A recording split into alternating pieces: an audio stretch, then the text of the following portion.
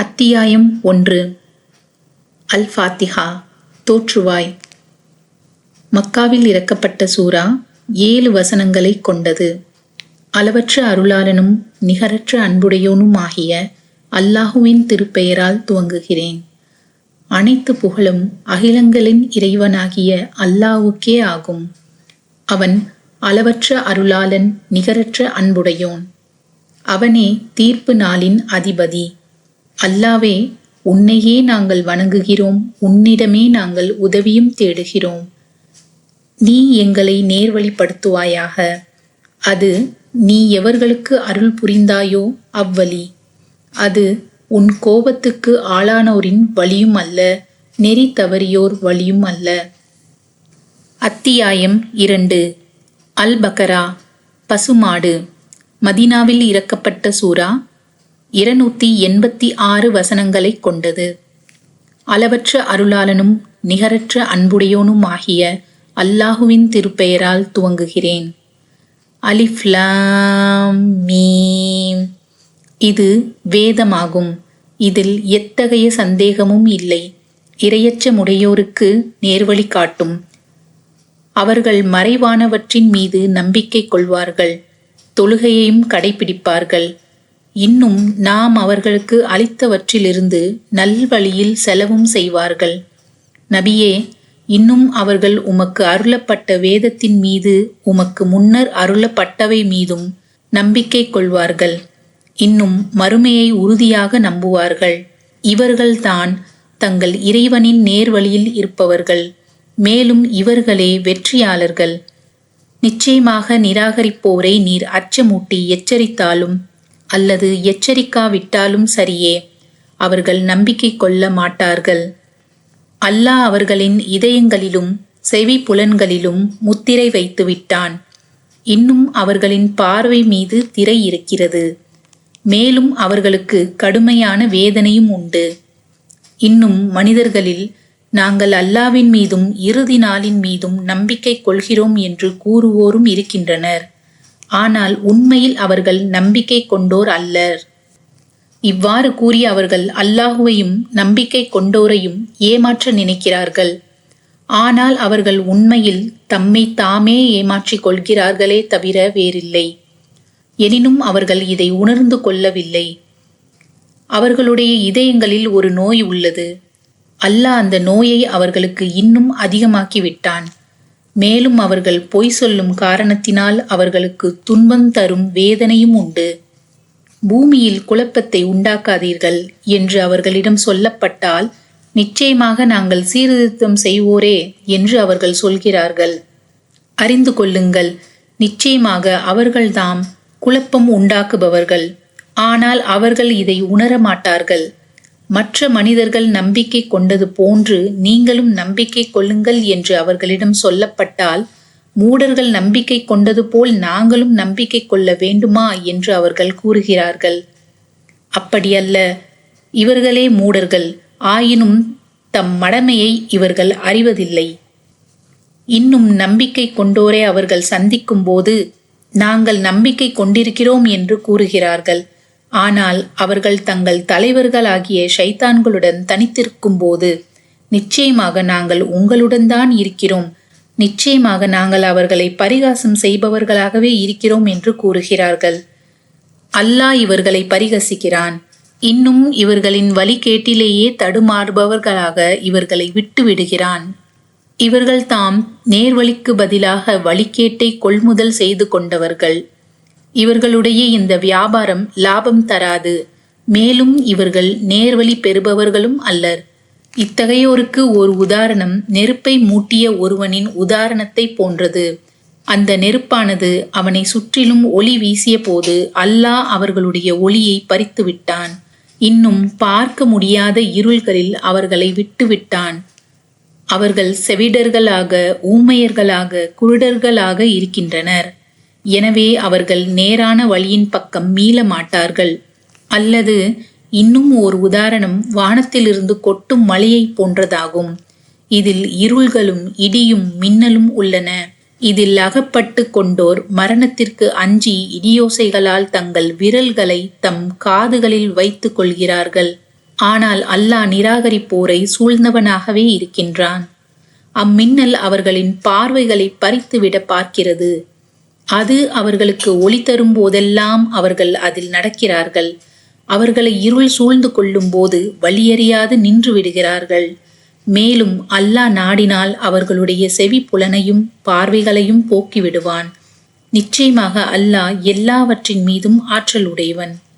மனிதர்களே, நீங்கள் உங்களையும் உங்களுக்கு முன்னிருந்தோரையும் படைத்த உங்கள் இறைவனையே வணங்குங்கள். அதனால் நீங்கள் இரையச்சமுடையோராகலாம்.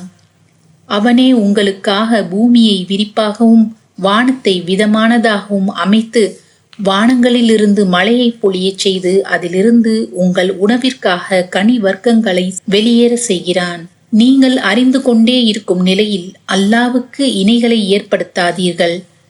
இன்னும் முஹம்மத் என்னும் நம் அடியாருக்கு நாம் அருளியுள்ள வேதத்தில் நீங்கள் சந்தேகம் உடையவர்களாக இருப்பீர்களானால், அந்த சந்தேகத்தில் உண்மையாளர்களாகவும் இருப்பீர்களானால், அல்லாவை தவிர உங்கள் உதவியாளர்களை அழைத்து இது போன்ற ஒரு அத்தியாயமேனும் கொண்டு வாருங்கள். அப்படி நீங்கள் செய்யாவிட்டால், அப்படி செய்ய உங்களால் திண்ணமாக முடியாது.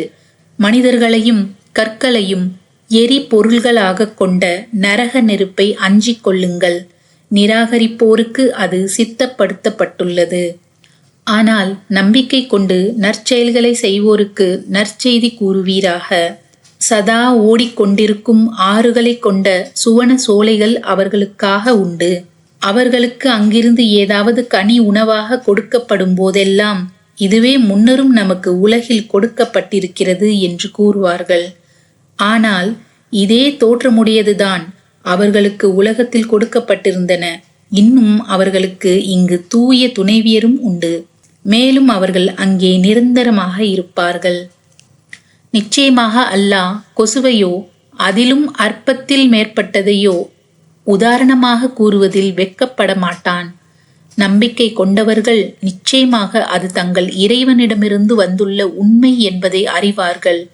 ஆனால் நிராகரித்தவர்களோ இவ்வித உதாரணத்தின் மூலம் இறைவன் என்ன நாடுகிறான் என்று கூறுகிறார்கள்.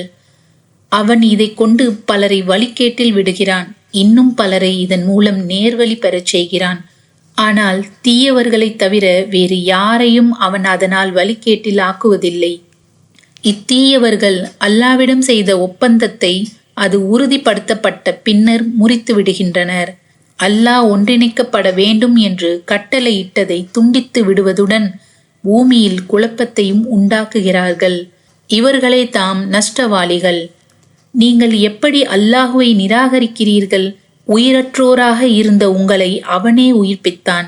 பின்பு அவன் உங்களை மரணிக்கச் செய்வான். மீண்டும் உங்களை உயிர் பெற செய்வான். இன்னும் நீங்கள் அவன் பக்கமே திருப்பி கொண்டு வரப்படுவீர்கள். அவன் எத்தகையவன் என்றால், அவனே பூமியில் உள்ள அனைத்தையும் உங்களுக்காக படைத்தான். பின் அவன் வானத்தை படைக்க நாடி அவற்றை 7 வானங்களாக ஒழுங்காக்கினான். அன்றியும் அவனே ஒவ்வொரு பொருட்களையும் நன்கறிபவனாக இருக்கிறான். நபியே, இன்னும் இறைவன் வானவர்களை நோக்கி, நிச்சயமாக நான் பூமியில் ஒரு பிரதிநிதியை அமைக்கப் போகிறேன் என்று கூறிய போது அவர்கள், இறைவா, அதில் குழப்பத்தை உண்டாக்கி இரத்தம் சிந்தக்கூடியவரையா நீ அமைக்கப் போகிறாய்?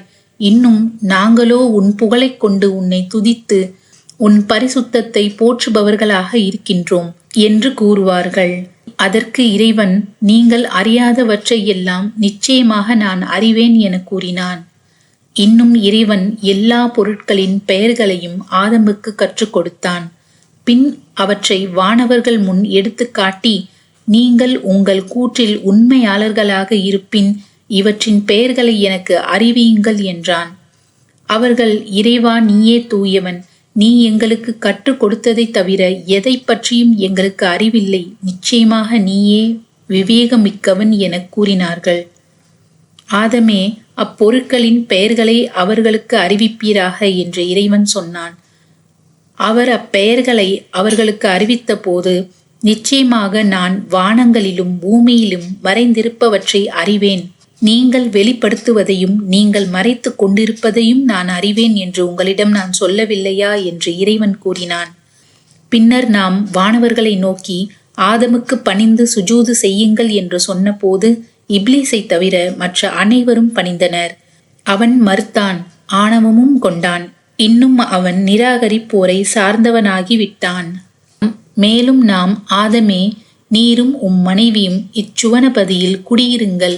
மேலும் நீங்கள் இருவரும் விரும்பியவாறு அதிலிருந்து தாராளமாக புசியுங்கள். ஆனால் நீங்கள் இருவரும் இம்மரத்தை மட்டும் நெருங்க வேண்டாம். அப்படி செய்தீர்களானால் நீங்கள் இருவரும் அக்கிரமக்காரர்களில் ஆகிவிடுவீர்கள் என்று சொன்னோம். இதன்பின் ஷைத்தான் அவர்கள் இருவரையும் அதிலிருந்து வழி தவற செய்தான். அவர்கள் இருவரும் இருந்த சொர்க்கத்திலிருந்து வெளியேறுமாறு செய்தான். இன்னும் நாம், நீங்கள் இறங்குங்கள். உங்களில் சிலர் சிலருக்கு பகைவராக இருப்பீர்கள். பூமியில் ஒரு குறிப்பிட்ட காலம் வரை உங்களுக்கு தங்குமிடமும் சுகம் அனுபவிப்பதும் உண்டு என்று கூறினோம். பின்னர் ஆதம் தம் இறைவனிடமிருந்து சில வார்த்தைகளை பெற்றுக்கொண்டார். இன்னும் அவற்றின் மூலமாக இறைவனிடம் மன்னிப்பு கோரினார். எனவே இறைவன் அவரை மன்னித்தான். நிச்சயமாக அவன் மன்னிப்போனும் கருணையாளனும் ஆவான். பின்பு நாம் சொன்னோம், நீங்கள் அனைவரும் இங்கிருந்து இறங்கிவிடுங்கள். என்னிடமிருந்து உங்களுக்கு நிச்சயமாக நேர்வழி வரும்போது யார் என்னுடைய அவ்வழியை பின்பற்றுகிறார்களோ அவர்களுக்கு எத்தகைய பயமும் இல்லை. அவர்கள் துக்கப்படவும் மாட்டார்கள். அன்றியும் யார் இதை ஏற்க மறுத்து நம் வசனங்களை பொய்ப்பிக்கிறார்களோ அவர்கள் நரகவாசிகள். அவர்கள் அந்நரகத்தில் என்றென்றும் தங்கியிருப்பார்கள். இஸ்ராயலின் சந்ததியினரே, நான் உங்களுக்கு அளித்த என்னுடைய அருள் கொடையை நினைவு கூறுங்கள். நீங்கள் என் வாக்குறுதியை நிறைவேற்றுங்கள். நான் உங்கள் வாக்குறுதியை நிறைவேற்றுவேன். மேலும் நீங்கள் எனக்கே அஞ்சுவீர்களாக. இன்னும் நான் இறக்கிய வேதத்தை நம்புங்கள். இது உங்களிடம் உள்ள வேதத்தை மெய்ப்பிக்கிறது. நீங்கள் அதை மறுப்பவர்களில் முதன்மையானவர்களாக வேண்டாம். மேலும் என் வசனங்களை சொற்ப விலைக்கு விற்றுவிடாதீர்கள். இன்னும் எனக்கே நீங்கள் அஞ்சுவீர்களாக. நீங்கள் அறிந்து கொண்டே உண்மையை பொய்யுடன் கலக்காதீர்கள். உண்மையை மறைக்கவும் செய்யாதீர்கள்.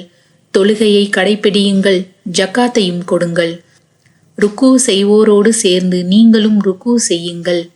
நீங்கள் வேதத்தை ஓதிக்கொண்டே உங்களை நீங்கள் மறந்துவிட்டு மனிதர்களை நன்மை செய்யுமாறு ஏவுகிறீர்களா? நீங்கள் புரிந்து கொள்ள வேண்டாமா? மேலும் பொறுமையை கொண்டும் தொழுகையை கொண்டும் அல்லாவிடம் உதவி தேடுங்கள்.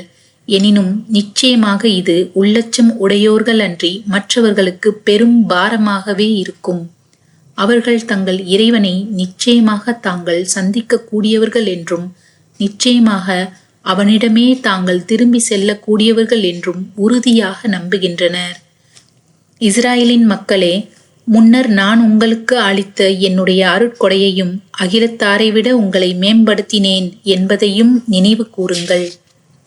இன்னும் ஒரு ஆத்மா மற்றொரு ஆத்மாவிற்கு சிறிதும் பயன்பட முடியாத அந்த ஒரு நாளை நீங்கள் அஞ்சுவீர்களாக. அந்நாளில் எந்த பரிந்துரையும் அதற்காக ஏற்றுக்கொள்ளப்பட மாட்டாது. அதற்காக எந்த ஈடும் பெற்றுக்கொள்ளப்பட மாட்டாது. அன்றியும் அவர்கள் உதவி செய்யப்படவும் மாட்டார்கள். உங்களை கடுமையாக வேதனைப்படுத்தி வந்த ஃபிரௌனின் கூட்டத்தாரிடமிருந்து உங்களை நாம் விடுவித்ததையும் நினைவு கூறுங்கள். அவர்கள் உங்கள் ஆண் மக்களை கொன்று உங்கள் பெண் மக்களை வாழ விட்டிருந்தார்கள். அதில் உங்களுக்கு உங்கள் இறைவனிடமிருந்து ஒரு பெரும் சோதனை இருந்தது. மேலும் உங்களுக்காக நாம் கடலை பிளந்து உங்களை நாம் காப்பாற்றி நீங்கள் பார்த்து கொண்டிருக்கும் போதே ஃபிரௌனின் கூட்டத்தை அதில் மூழ்கடித்தோம் என்பதையும் நினைவு கூறுங்கள். மேலும் நாம் மூசாவுக்கு வேதம் அருள 40 இரவுகளை வாக்களித்தோம். அதற்காக அவர் சென்ற பின்னர் காளைக்கன்றை கடவுளாக எடுத்துக்கொண்டீர்கள். அதனால் நீங்கள் அக்கிரமக்காரர்கள் ஆகிவிட்டீர்கள். இதன் பின்னரும் நீங்கள் நன்றி செலுத்துவதற்காக நாம் உங்களை மன்னித்தோம். இன்னும் நீங்கள் நேர்வழி பெறும் பொருட்டு நாம் மூசாவுக்கு வேதத்தையும் நன்மை தீமைகளை பிரித்து அறிவிக்கக்கூடிய சட்டத்தையும் அளித்தோம் என்பதையும் நினைவு கூறுங்கள். மூசா தம் சமூகத்தாரை நோக்கி, என் சமூகத்தாரே, நீங்கள் காளைக்கன்றை வணக்கத்திற்காக எடுத்து கொண்டதன் மூலம் உங்களுக்கு நீங்களே அக்கிரமம் செய்து கொண்டீர்கள். ஆகவே உங்களை படைத்தவனிடம் பாவ மன்னிப்பு கேளுங்கள். உங்களை நீங்களே மாய்த்து கொள்ளுங்கள். அதுவே உங்களை படைத்தவனிடம் உங்களுக்கு நன்மையாகும் என கூறினார். அவ்வாறே நீங்கள் செய்ததனால் அவன் உங்களை மன்னித்தான் என்பதையும் நினைவு கூறுங்கள். நிச்சயமாக அவன்தான் பாவ மன்னிப்பை ஏற்பவனாகவும் கிருபையுடையவனாகவும் இருக்கிறான். இன்னும் இதனையும் நினைவு கூறுங்கள். நீங்கள் மூசாவே, நாங்கள் அல்லாவை கண்கூடாக காணும் வரை மீது நம்பிக்கை கொள்ள மாட்டோம் என்று கூறினீர்கள். அப்போது நீங்கள் பார்த்து கொண்டிருக்கும் போதே உங்களை ஓர் இடிமுழக்கம் பற்றி கொண்டது. நீங்கள் நன்றியுடையோராய் இருக்கும் பொருட்டு நீங்கள் இறந்த பின் உங்களை உயிர்ப்பித்து எழுப்பினோம். இன்னும் உங்கள் மீது மேகம் நிழலிட செய்தோம். மேலும் மண்ணு சல்வா என்னும் உணவை உங்களுக்காக இறக்கி வைத்து உங்களுக்கு நாம் வழங்கியுள்ள நல்லவற்றிலிருந்து புசியுங்கள் என்றோம். எனினும் அவர்கள் நமக்கு தீங்கு செய்துவிடவில்லை, மாறாக தமக்கு தாமே தீங்கிழைத்துக் கொண்டார்கள். இன்னும் நினைவு கூறுங்கள், நாம் கூறினோம், இந்த பட்டணத்துள் நுழைந்து அங்கு நீங்கள் விரும்பிய இடத்தில் தாராளமாக புசியுங்கள். அதன் வாயிலில் பணிவுடன் நுழையுங்கள், மன்னிப்பு என்றும் கூறுங்கள். நாம் உங்களுக்காக உங்கள் குற்றங்களை மன்னிப்போம், மேலும் நன்மை செய்வோருக்கு அதிகமாக கொடுப்போம். ஆனால் அக்கிரமக்காரர்கள் தம்மிடம் கூறப்பட்ட வார்த்தையை அவர்களுக்கு சொல்லப்படாத வேறு வார்த்தையாக மாற்றி கொண்டார்கள். ஆகவே அக்கிரமங்கள் செய்தவர்கள் மீது இவ்வாறு அவர்கள் பாவம் செய்து கொண்டிருந்த காரணத்தினால் வானத்திலிருந்து நாம் வேதனையை இறக்கி வைத்தோம். மூசா தம் சமூகத்தாருக்கு தண்ணீர் வேண்டி பிரார்த்தித்த போது, உமது தடியால் அப்பாறையில் அடிப்பீராக என நாம் கூறினோம். அதிலிருந்து 12 ஊற்றுகள் பொங்கி எழுந்தன. ஒவ்வொரு கூட்டத்தினரும் அவரவர் குடிநீர் துறையை அறிந்து கொண்டனர். அல்லாஹ் வழங்கியதிலிருந்து உண்ணுங்கள், பருகுங்கள், பூமியில் குழப்பம் செய்து திரியாதீர்கள் என நாம் கூறினோம். இன்னும் மூசாவே, ஒரே விதமான உணவை நாங்கள் சகிக்க மாட்டோம். ஆதலால் பூமி விளைவிக்கும் அதன் கீரையையும் அதன் வெள்ளரிக்காயையும் அதன் கோதுமையையும் அதன் பருப்பையும் அதன் வெங்காயத்தையும் எங்களுக்கு வெளிப்படுத்தி தருமாறு இறைவனிடம் எங்களுக்காக கேளும் என்று நீங்கள் கூற, நல்லதாக எது இருக்கிறதோ அதற்கு பதிலாக மிக தாழ்வானதை நீங்கள் மாற்றிக்கொள்ள நாடுகிறீர்களா? நீங்கள் ஏதேனும் ஒரு பட்டணத்தில் இறங்கிவிடுங்கள், அங்கு நீங்கள் கேட்பது நிச்சயமாக உங்களுக்கு கிடைக்கும் என்று அவர் கூறினார். வறுமையும் இழிவும் அவர்கள் மீது சாட்டப்பட்டு விட்டன. மேலும் அல்லாவின் கோபத்திற்கும் அவர்கள் ஆளானார்கள். இது ஏனென்றால் திடமாகவே அவர்கள் அல்லாவின் வசனங்களை நிராகரித்தும் அநியாயமாக அவர்கள் நபிமார்களை கொலை செய்து வந்ததும் தான் இந்த நிலை. அவர்கள் அல்லாவுக்கு பணியாது மாறு செய்து வந்ததும் அல்லாஹ் விதித்த வரம்புகளை மீறிக்கொண்டே இருந்ததினாலும் ஏற்பட்டது. நிச்சயமாக நம்பிக்கை கொண்டவர்களாயினும் யூதர்களாயினும் கிறிஸ்தவர்களாயினும் சாஃபியீன்களாயினும் எவர் அல்லாவின் மீதும் இறுதி நாள் மீதும் நம்பிக்கை கொண்டு நல்லறம் செய்கிறார்களோ அவர்களின் நற்கூலி நிச்சயமாக அவர்களுடைய இறைவனிடம் இருக்கிறது. மேலும் அவர்களுக்கு யாதொரு பயமும் இல்லை, அவர்கள் துக்கப்படவும் மாட்டார்கள். இன்னும் நாம் உங்களிடம் வாக்குறுதி வாங்கி தூர் மலையை உங்கள் மேல் உயர்த்தி நாம் உங்களுக்கு கொடுத்த வேதத்தை உறுதியுடன் பற்றி கொள்ளுங்கள். அதில் உள்ளவற்றை நினைவில் வைத்துக் கொள்ளுங்கள். நீங்கள் நம்மை அஞ்சியவர்கள் ஆவீர்கள் என்று நாம் கூறியதையும் நினைவு கூறுங்கள். அதன் பின்னும் நீங்கள் புறக்கணித்து விட்டீர்கள். உங்கள் மீது அல்லாவின் கருணையும் அவன் அருளும் இல்லாவிட்டால் நீங்கள் நஷ்டவாளிகள் ஆகியிருப்பீர்கள். உங்கள் முன்னோர்களிலிருந்து சனிக்கிழமை அன்று வரம்பை மீறியவர்களை பற்றி நீங்கள் உறுதியாக அறிவீர்கள். அதனால் நாம் அவர்களை நோக்கி சிறுமை அடைந்த குரங்குகளாகி விடுங்கள் என்று கூறினோம். இன்னும் நாம் இதனை அக்காலத்தில் உள்ளவர்களுக்கும் அதன் பின் வரக்கூடியவர்களுக்கும் படிப்பினையாகவும் நம்மை அஞ்சுபவர்களுக்கு உபதேசமாகவும் ஆக்கினோம். இன்னும் இதையும் நினைவு கூறுங்கள். மூசா தம் சமூகத்தாரிடம், நீங்கள் ஒரு பசுமாட்டை அறுக்க வேண்டும் என்று நிச்சயமாக அல்லாஹ் உங்களுக்கு கட்டளையிடுகிறான் என்று சொன்னபோது அவர்கள், மூசாவே, எங்களை பரிகாசத்திற்கு ஆளாக்குகின்றீரா என்று கூறினர். அப்போது அவர், அறிவீனர்களில் ஒருவனாக நான் ஆவதை விட்டும் அல்லாவிடம் பாதுகாவல் தேடுகிறேன் என்று கூறினார். அது எத்தகையது என்பதை எங்களுக்கு விளக்கும்படி இறைவனிடம் எங்களுக்காக வேண்டுவீராக என்றார்கள். அப்பசுமாடு கிழடுமல்ல கன்றுமல்ல, இரண்டிற்கும் இடைப்பட்டதாகும். எனவே உங்களுக்கு இடப்பட்ட கட்டளையை நிறைவேற்றுங்கள் என்று அல்லாஹ் கூறுவதாக மூசா கூறினார். அதன் நிறம் யாது என்பதை விளக்கும்படி நமக்காகவும் இறைவனிடம் வேண்டுவீராக என அவர்கள் கூறினார்கள். அவர் கூறினார், திடமாக அது மஞ்சள் நிறமுள்ள மாடு, கெட்டியான நிறம், பார்ப்பவர்களுக்கு பரவசம் அளிக்கும் அதன் நிறம் என்று மூசா கூறினார். உமது இறைவனிடத்தில் எங்களுக்காக பிரார்த்தனை செய்வீராக. அவன் அது எப்படிப்பட்டது என்பதை எங்களுக்கு தெளிவுபடுத்துவான். எங்களுக்கு எல்லா பசு மாடுகளும் திடனாக ஒரே மாதிரியாக தோன்றுகின்றன. அல்லாஹ் நாடினால் நிச்சயமாக நாம் நேர்வழி பெறுவோம் என்று அவர்கள் கூறினார்கள்.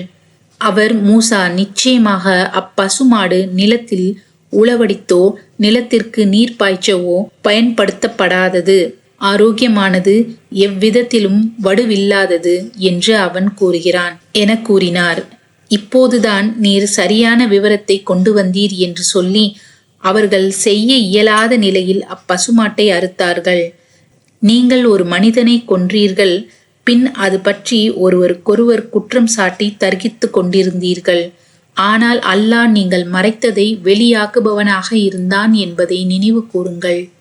ஆகவே அறுக்கப்பட்ட பசுவாகிய அதன் சில பாகத்தை கொண்டு அக்கொலையுண்டவனின் சடலத்தில் அடியுங்கள் என்று நாம் சொன்னோம். இவ்வாறே அல்லாஹ் இறந்தவர்களை உயிர்ப்பிக்கிறான். நீங்கள் அறிவு பெறும் பொருட்டு தன் அத்தாட்சிகளையும் அவன் இவ்வாறு உங்களுக்கு காட்டுகிறான். இதன் பின்னரும் உங்கள் இதயங்கள் இறுகிவிட்டன, அவை கற்பாறையைப் போல் ஆயின, அல்லது அதைவிடவும் அதிக கடினமாயின. ஏனெனில் திடமாக கற்பாறைகள் சிலவற்றிலிருந்து ஆறுகள் ஒளித்தோடுவதுண்டு. இன்னும் சில பிளவுபட்டு திடமாக அவற்றிலிருந்து தண்ணீர் வெளிப்படக்கூடியதும் உண்டு. இன்னும் திடமாக அல்லாவின் மீதுள்ள அச்சத்தால் சில கற்பாறைகள் உருண்டு விழக்கூடியவையும் உண்டு. மேலும் அல்லாஹ் நீங்கள் செய்து வருவது பற்றி கவனிக்காமல் இல்லை. நம்பிக்கையாளர்களே, இவர்கள் யூதர்கள் உங்களுக்காக நம்பிக்கை கொள்வார்கள் என்று ஆசை வைக்கின்றீர்களா? இவர்களில் ஒரு சாரார் அல்லாவின் வார்த்தைகளை கேட்டு அதை விளங்கிக் கொண்ட பின்னர் தெரிந்து கொண்டே அதை மாற்றி விடுகின்றனர். மேலும் அவர்கள் நம்பிக்கை கொண்டவர்களை சந்திக்கும் போது நாங்களும் நம்பிக்கை கொண்டிருக்கிறோம் என்று சொல்கிறார்கள். ஆனால் அவர்களுள் சிலருடன் தனித்திடும்போது உங்கள் இறைவன் முன் உங்களுக்கு எதிராக அவர்கள் வாதாடுவதற்காக அல்லாஹ் உங்களுக்கு அறிவித்து தந்த தௌராத்தை அவர்களுக்கு எடுத்து சொல்கிறார்களா? இதை நீங்கள் உணர மாட்டீர்களா என்று யூதர்கள் சிலர் கூறுகின்றனர். அவர்கள் மறைத்து வைப்பதையும் அவர்கள் வெளிப்படுத்துவதையும் நிச்சயமாக அல்லாஹ் நன்கறிவான் என்பதை அவர்கள் அறிய மாட்டார்களா? மேலும் அவர்களில் எழுத்தறிவில்லாதோரும் இருக்கின்றனர். கட்டுக்கதைகளை அறிந்து வைத்திருக்கிறார்களே தவிர வேதத்தை அறிந்து வைத்திருக்கவில்லை. மேலும் அவர்கள் வீண் கற்பனை செய்வோர்களாக அன்றி வேறில்லை. அற்ப கிரயத்தை பெறுவதற்காக தம் கரங்களாலேயே நூலை எழுதி வைத்து கொண்டு பின்னர் அது அல்லாவிடமிருந்து வந்தது என்று கூறுகிறார்களே, அவர்களுக்கு கேடுதான். அவர்களுடைய கைகள் இவ்வாறு எழுதியதற்காகவும் அவர்களுக்கு கேடுதான். அதிலிருந்து அவர்கள் ஈட்டும் சம்பாத்தியத்திற்காகவும் அவர்களுக்கு கேடுதான். ஒரு சில நாட்கள் தவிர எங்களை நரக நெருப்பு தீண்டாது என்று அவர்கள் கூறுகிறார்கள். அல்லாவிடமிருந்து ஏதேனும் ஒரு உறுதிமொழி பெற்றிருக்கிறீர்களா? அப்படியாயின் அல்லாஹ் தன் உறுதிமொழிக்கு மாற்றம் செய்யவே மாட்டான். அல்லது நீங்கள் அறியாததை அல்லாவின் மீது கற்பனையாக கூறுகிறீர்களா என்று நபியே அந்த யூதர்களிடம் நீர் கேளும். அப்படியல்ல, எவர் தீமையை சம்பாதித்து அந்த குற்றம் அவரை சூழ்ந்து கொள்கிறதோ அத்தகையோர் நரகவாசிகளே, அவர்கள் அதில் என்றென்றும் இருப்பார்கள். எவர்கள் நம்பிக்கை கொண்டு நற்செயல்களை செய்கிறார்களோ அவர்கள் ஸ்வர்க்கவாசிகள், அவர்கள் அங்கு என்றென்றும் இருப்பார்கள். இன்னும் நினைவு கூறுங்கள், நாம் இஸ்ராயலின் மக்களிடத்தில் அல்லாஹ்வை தவிர வேறு எவரையும் எதனையும் நீங்கள் வணங்கக்கூடாது. உங்கள் பெற்றோருக்கும் உறவினர்களுக்கும் அனாதைகளுக்கும் ஏழைகளுக்கும் நன்மை செய்யுங்கள். மனிதர்களிடமும் அழகானதை பேசுங்கள். மேலும் தொழுகையை கடைபிடியுங்கள், ஜக்காத்தையும் கொடுங்கள் என்று உறுதிமொழியை வாங்கினோம். ஆனால் உங்களில் சிலரை தவிர மற்ற யாரும் உறுதிமொழியை நிறைவேற்றாமல் அதிலிருந்து புரண்டு விட்டீர்கள். இன்னும் நீங்கள் புறக்கணித்தவர்களாகவே இருக்கின்றீர்கள். இன்னும் நினைவு கூறுங்கள், உங்களிடையே இரத்தங்களை சிந்தாதீர்கள், உங்களில் ஒருவர் மற்றவரை தம் வீடுகளை விட்டும் வெளியேற்றாதீர்கள் என்றும் உறுதிமொழியை வாங்கினோம். பின்னர் அதை ஒப்புக்கொண்டீர்கள். அதற்கு நீங்களே சாட்சியாகவும் இருந்தீர்கள். இவ்வாறு உறுதிப்படுத்திய நீங்களே உங்களிடையே கொலை செய்கின்றீர்கள். உங்களிலேயே ஒரு சாராரை அவர்களுடைய வீடுகளிலிருந்து வெளியேற்றுகிறீர்கள். அவர்கள் மீது அக்கிரமம் புரியவும் பகைமை கொள்ளவும் அவர்களின் விரோதிகளுக்கு உதவி செய்கின்றீர்கள். அவர்கள் சிறைப்பிடிக்கப்பட்டவர்களாக உங்களிடம் உதவி தேடி வந்தால் அவர்களுக்கு நஷ்ட ஈடு கொடுத்து அவர்களை விடுவிக்கின்றீர்கள். ஆனால் அவர்களை வீடுகளை விட்டு வெளியேற்றுவது உங்கள் மீது தடுக்கப்பட்டதாகும். அப்படியென்றால் நீங்கள் வேதத்தில் சிலதை நம்பி சிலதை மறுக்கின்றீர்களா? எனவே உங்களில் இவ்வகையில் செயல்படுகிறவர்களுக்கு இவ்வுலக வாழ்வில் இழிவை தவிர வேறு கூலி கிடையாது. மறுமை நாளிலோ அவர்கள் மிக கடுமையான வேதனையின் பால் மீட்டப்படுவார்கள். இன்னும் நீங்கள் செய்வதை அல்லாஹ் கவனிக்காமல் இல்லை. மறுமைக்கு பகரமாக இவ்வுலக வாழ்க்கையை விலைக்கு வாங்கி கொண்டவர்கள் இவர்கள்தாம். ஆகவே இவர்களுக்கு ஒரு சிறிதளவும் தண்டனை லேசாக்கப்பட மாட்டாது. இவர்கள் உதவியும் செய்யப்பட மாட்டார்கள். மேலும் நாம் மூசாவுக்கு நிச்சயமாக வேதத்தை கொடுத்தோம். அவருக்கு பின் தொடர்ச்சியாக தூதர்களை நாம் அனுப்பினோம். இன்னும் மரியமின் குமாரர் ஈசாவுக்கு தெளிவான அத்தாட்சிகளை கொடுத்து ரூஹுல் குத்தூஸ் என்னும் தூய ஆத்மாவான ஜிப்ரீல் மூலம் அவரை நாம் பலப்படுத்தினோம். உங்கள் மனம் விரும்பாததை நம் தூதர் உங்களிடம் கொண்டு வந்த போதெல்லாம் நீங்கள் கர்வம் கொள்ளவில்லையா? சிலரை நீங்கள் பொய்ப்பித்தீர்கள், சிலரை கொன்றீர்கள். இன்னும் அவர்கள் யூதர்கள் எங்களுடைய இதயங்கள் திரையிடப்பட்டுள்ளன என்று கூறுகிறார்கள். ஆனால் அவர்களுடைய நிராகரிப்பின் காரணத்தால் அல்லாஹ் அவர்களை சபித்து விட்டான். ஆகவே அவர்கள் சொற்பமாகவே நம்பிக்கை கொள்வார்கள். அவர்களிடம் இருக்கக்கூடிய வேதத்தை மெய்ப்படுத்தக்கூடிய குர்ஆன் என்னும் இந்த வேதம் அவர்களிடம் வந்தது. இதற்கு முன் நிராகரிப்போருக்கு எதிராக வெற்றியை இந்த குர்ஆன் மூலமே அல்லாவிடம் தேடிக் கொண்டிருந்தார்கள். இவ்வாறு முன்பே அவர்கள் அறிந்து வைத்திருந்த வேதமானது அவர்களிடம் வந்தபோது அதை நிராகரித்து விட்டனர். இப்படி நிராகரிப்போர் மீது அல்லாஹ்வின் சாபம் இருக்கிறது. தன் அடியார்களில் தான் நாடியவர் மீது தன் அருட்கொடையை அல்லாஹ் அருளியதற்காக பொறாமைப்பட்டு அல்லாஹ் அருளியதையே நிராகரித்து தங்கள் ஆத்மாக்களை விற்று அவர்கள் பெற்றுக்கொண்டது மிகவும் கெட்டதாகும். இதனால் அவர்கள் இறைவனுடைய கோபத்திற்கு மேல் கோபத்திற்கு ஆளாகிவிட்டார்கள். நிராகரிப்போருக்கு இழிவான வேதனை உண்டு. அல்லாஹ் இறக்கி வைத்ததை திருக்குர்ஆனை நம்பிக்கை கொள்ளுங்கள் என்று அவர்களுக்கு சொல்லப்பட்டால் எங்கள் மீது இறக்கப்பட்டதன் மீதுதான் நம்பிக்கை கொள்வோம் என்று கூறுகிறார்கள். அதற்கு பின்னால் உள்ளவற்றை நிராகரிக்கிறார்கள். ஆனால் இதுவோ குர்ஆன் அவர்களிடம் இருப்பதை உண்மைப்படுத்துகின்ற நிலையில் சத்தியமான வேதமாக இருக்கிறது. நீங்கள் நம்பிக்கையாளர்களாக இருந்தால் ஏன் அல்லாவின் முந்தைய நபிமார்களை நீங்கள் கொலை செய்தீர்கள் என்று அவர்களிடம் நபியே நீர் கேட்பீராக. நிச்சயமாக மூசா உங்களிடம் தெளிவான அத்தாட்சிகளை கொண்டு வந்தார். அப்படி இருந்தும் அதன் பின் காளைக்கன்றை தெய்வமாக ஆக்கி கொண்டீர்கள். இப்படி செய்து நீங்கள் அக்கிரமக்காரர்களாகிவிட்டீர்கள். தூர் மலையை உங்கள் மேல் உயர்த்தி நாம் உங்களுக்கு கொடுத்த தௌராத்தை உறுதியுடன் பற்றி கொள்ளுங்கள், அதற்கு செவி சாயுங்கள் என்று உங்களிடம் நாம் வாக்குறுதி வாங்கினோம். அதற்கு அவர்கள் நாங்கள் செவியேற்றோம், மேலும் அதற்கு மாறு செய்தோம் என்று கூறினார்கள். மேலும் அவர்கள் நிராகரித்த காரணத்தினால் அவர்களுடைய இதயங்களில் காளைக்கன்றின் அன்பினை அவர்கள் புகட்டப்பட்டிருந்தார்கள்.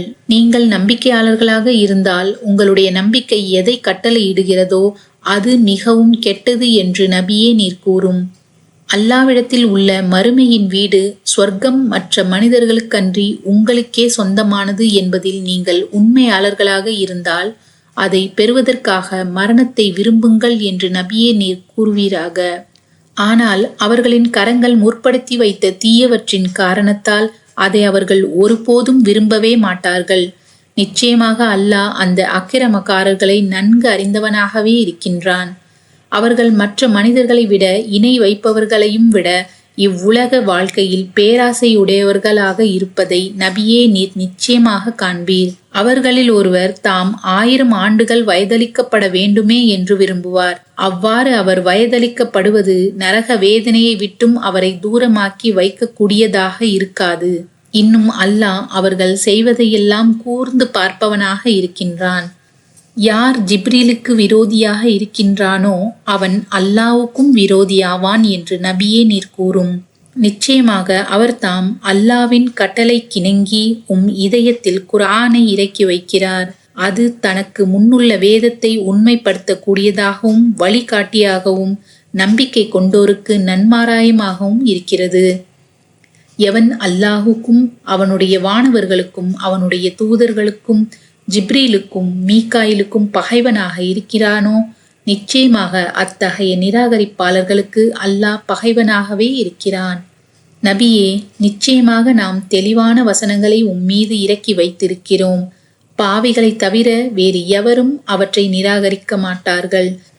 மேலும் அவர்கள் உடன்படிக்கை செய்த போதெல்லாம் அவர்களில் ஒரு பிரிவினர் அவற்றை தூக்கி எறிந்து விடவில்லையா?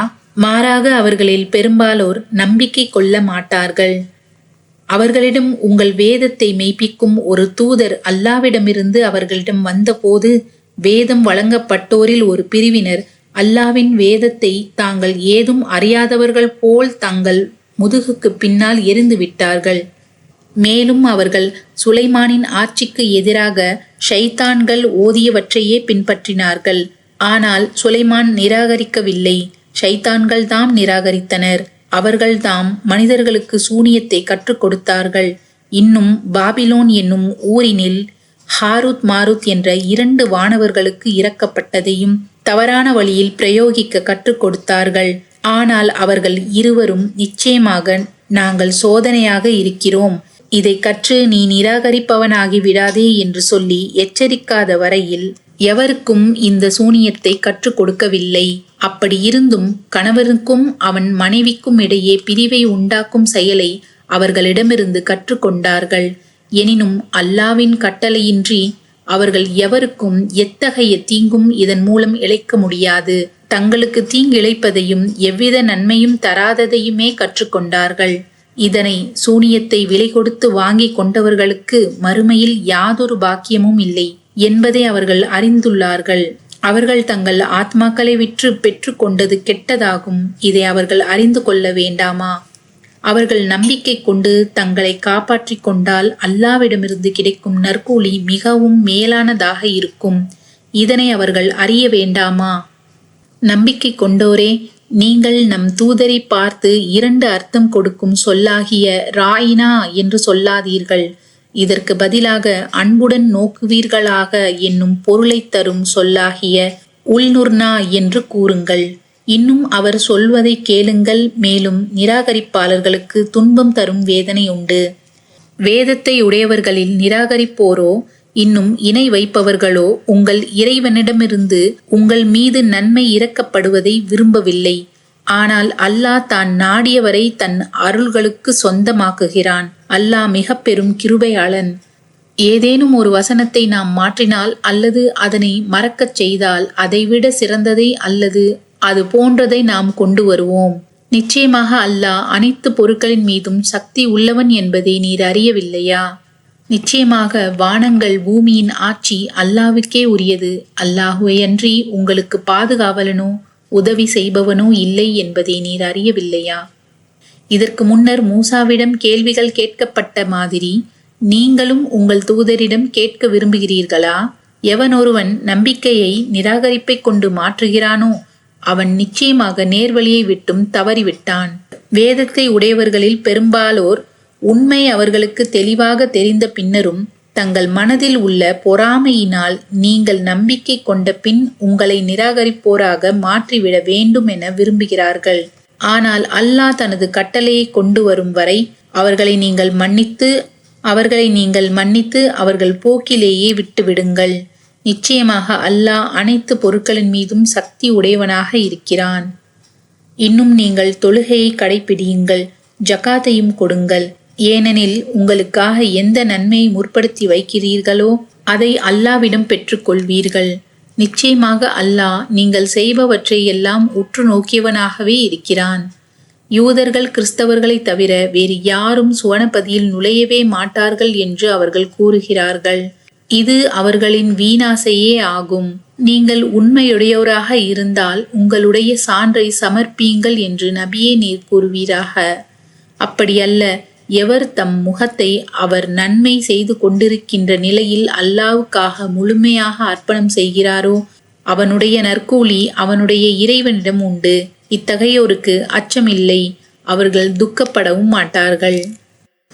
யூதர்கள் கூறுகிறார்கள், கிறிஸ்தவர்கள் எந்த மதத்திலும் இல்லை என்று. கிறிஸ்தவர்கள் கூறுகிறார்கள், யூதர்கள் எந்த மதத்திலும் இல்லை என்று. ஆனால் இவர்கள் தங்களுக்குரிய வேதத்தை ஓதிக்கொண்டே இப்படி கூறுகிறார்கள்.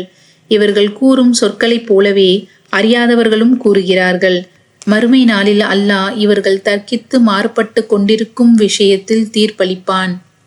இன்னும் அல்லாஹுடைய பள்ளி வாசல்களில் அல்லாவின் பேரை சொல்லி துதிப்பதை தடுத்து அவற்றை பாழாக்க முயல்பவனை விட பெரிய கொடுமைக்காரன் யார் இருக்க முடியும்? இத்தகையோர் அச்சமுடனன்றி அவற்றில் நுழைவதற்கு தகுதியே இல்லாதவர்கள். இவர்களுக்கு இவ்வுலகில் இழிவுதான், மேலும் மறுமையில் இவர்களுக்கு கடுமையான வேதனையும் உண்டு. கிழக்கும் மேற்கும் அல்லாஹுக்கே சொந்தம். நீங்கள் எந்த பக்கம் திரும்பினாலும் அங்கே அல்லாவின் முகம் இருக்கிறது. நிச்சயமாக அல்லாஹ் விசாலமானவன், எல்லாம் அறிந்தவன். இன்னும் கூறுகிறார்கள், அல்லாஹ் ஒரு குமாரனை ஏற்படுத்தி கொண்டான் என்று. அவன் இவர்கள் கூறுவதிலிருந்து மிக தூய்மையானவன். அன்றியும் வானங்கள் பூமியில் உள்ளவை யாவும் அவனுக்கே உரியவை. இவை அனைத்தும் அவனுக்கே அடிபணிகின்றன. அல்லாஹ் வானங்களையும் பூமியையும் முன்மாதிரியின்றி படைக்கிறவன். அவன் ஒரு காரியத்தை முடிவு செய்தால் அதற்கு அவன் கூறுவதெல்லாம் ஆகுக என்பதுதான். அப்போது அது ஆகிவிடும்.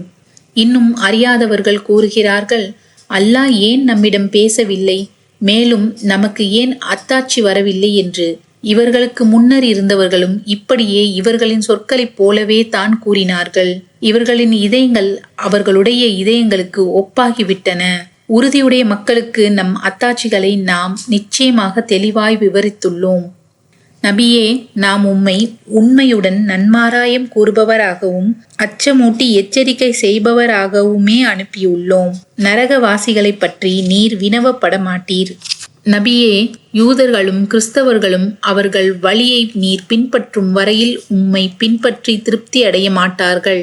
ஆகவே அவர்களை நோக்கி, நிச்சயமாக அல்லாவின் வழி இஸ்லாம், இதுவே நேர் வழி என்றும் சொல்லும். அன்றி ஞானம் உம்மை வந்தடைந்த பின்னரும் அவர்களுடைய இச்சைகளை பின்பற்றுவீரே ஆனால் அல்லாவிடமிருந்து உம்மை காப்பாற்றுபவனும் உமக்கு உதவி செய்பவனும் இல்லை. யாருக்கு நாம் வேதத்தை கொடுத்தோமோ அவர்கள் அதை எவ்வாறு ஓதிட வேண்டுமோ அவ்வாறு ஓதுகிறார்கள். அவர்கள் தாம் அதன் மேல் நம்பிக்கை கொள்வார்கள். யார் அதை நிராகரிக்கிறார்களோ அவர்களே நஷ்டவாளிகள். இஸ்ராயலின் மக்களே, நான் உங்களுக்கு அளித்த என் அருட்கொடைகளை நினைவு கூறுங்கள். இன்னும் நிச்சயமாக நான் உங்களை உலக மக்கள் எல்லோரையும் விட மேம்பாட்டுடையோராக செய்தோம். இன்னும் வரப்போகும் அந்நாளிலிருந்து உங்களை காப்பாற்றிக் கொள்ளுங்கள். அன்று ஓர் ஆத்மா பிறிதோர் ஆத்மாவுக்கு எவ்வித பலனும் அளிக்காது. அதனிடமிருந்து அதன் பாவங்களுக்கு பரிகாரமாக எந்த ஒரு நஷ்ட ஈடும் ஒப்புக்கொள்ளப்பட மாட்டாது. எந்த பரிந்துரையும் அதற்கு பலனளிக்காது. அவர்கள் எவர் மூலமாகவும் எந்த உதவியும் செய்யப்பட மாட்டார்கள். இன்னும் இதையும் எண்ணி பாருங்கள். இப்ராஹிமை அவருடைய இறைவன் சில கட்டளைகள் கொண்டு சோதித்தான். அவற்றை அவர் முழுமையாக நிறைவேற்றினார். நிச்சயமாக நான் உம்மை மக்களுக்கு தலைவராக ஆக்குகிறேன் என்று அவன் கூறுகிறான். நிச்சயமாக நான் உம்மை மக்களுக்கு தலைவராக ஆக்குகிறேன் என்று அவன் கூறினான். அதற்கு இப்ராஹிம், என் சந்ததியினர்களிலும் தலைவர்களை ஆக்குவாயாக என கேட்டார். என் வாக்குறுதி உம் சந்ததியில் உள்ள அநியாயக்காரர்களுக்கு சேராது என்று கூறினான். இதையும் எண்ணி பாருங்கள். காபா என்னும் அந்த ஆலயத்தை நாம் மக்கள் ஒன்று கூடும் இடமாகவும் இன்னும் பாதுகாப்பான இடமாகவும் ஆக்கினோம்.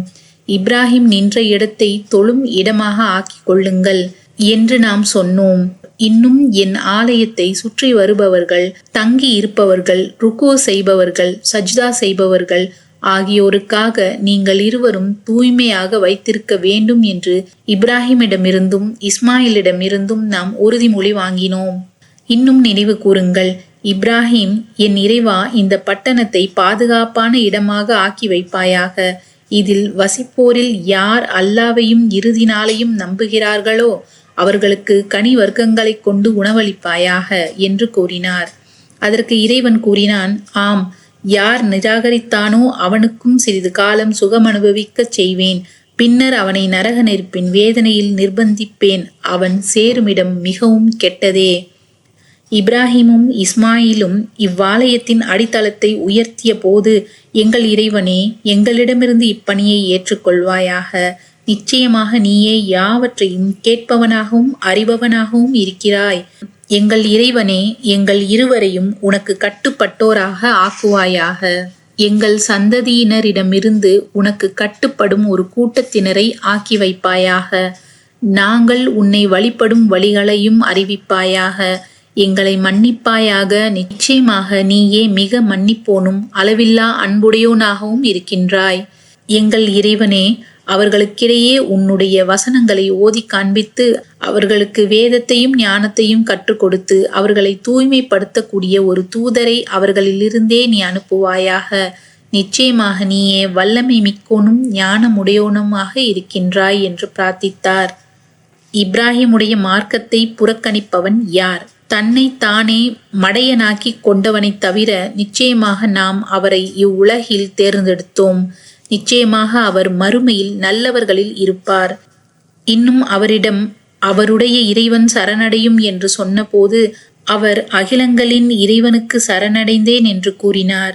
இதையே இப்ராஹிம் தம் குமாரர்களுக்கு உபதேசம் செய்தார். யாக்கூபும் இவ்வாறே செய்தார். என் குமாரர்களே, அல்லாஹ் உங்களுக்காக இம்மார்க்கத்தை இஸ்லாமை தேர்ந்தெடுத்துள்ளான். நீங்கள் முஸ்லிம்களாக அன்றி மரணிக்காதீர்கள். யாக்கூபுக்கு மரணம் நெருங்கிய போது நீங்கள் சாட்சிகளாக இருந்தீர்களா?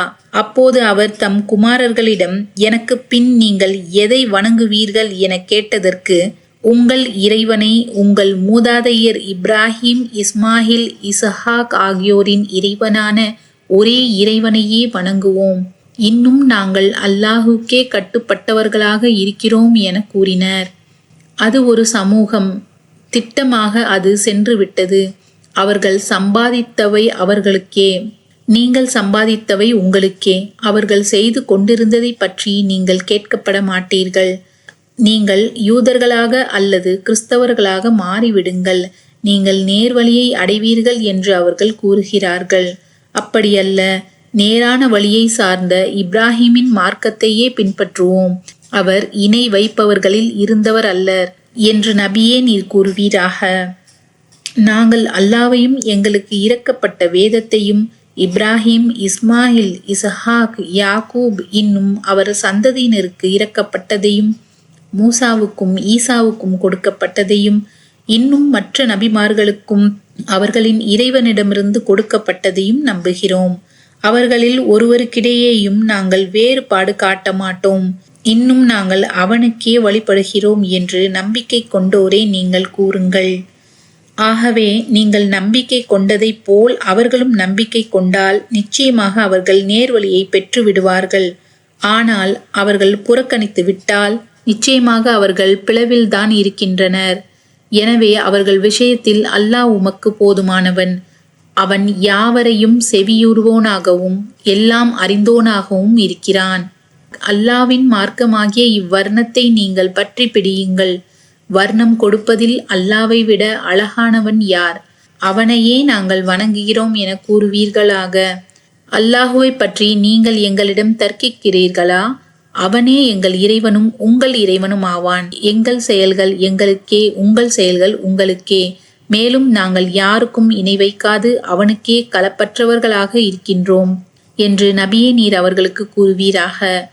நிச்சயமாக இப்ராஹிமும் இஸ்மாயிலும் இசஹாக்கும் யாக்கூபும் இன்னும் அவர்களுடைய சந்ததியினர் யாவரும் யூதர்கள் அல்லது கிறிஸ்தவர்களே என்று கூறுகின்றீர்களா? நபியே நீர் கேட்பீராக. நீங்கள் நன்கு அறிந்தவர்களா அல்லது அல்லாவா? அல்லாவிடமிருந்து தன் பால் வந்திருக்கும் சாட்சியத்தை மறைப்பவனை விட அநியாயக்காரன் யார்? இன்னும் அல்லாஹ் நீங்கள் செய்பவற்றை பற்றி பாராமுகமானவனாக இல்லை. அது ஒரு சமூகம். திட்டமாக அது சென்று விட்டது. அவர்கள் சம்பாதித்தவை அவர்களுக்கே, நீங்கள் சம்பாதித்தவை உங்களுக்கே. அவர்கள் செய்து கொண்டிருந்தது பற்றி நீங்கள் கேட்கப்பட மாட்டீர்கள்.